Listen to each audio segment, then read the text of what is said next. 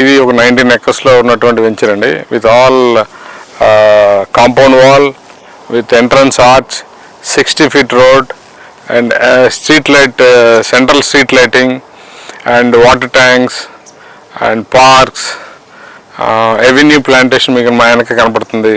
ఇవన్నీ ఉన్నాయి. మన దగ్గరలోనే మీకు గీతం యూనివర్సిటీ ఎడ్యుకేషన్ ఇన్స్టిట్యూట్స్ కనపడుతున్నాయి మీకు దగ్గరలో. మనకి ఐఐటి కంది కూడా దగ్గరలోనే ఉంది.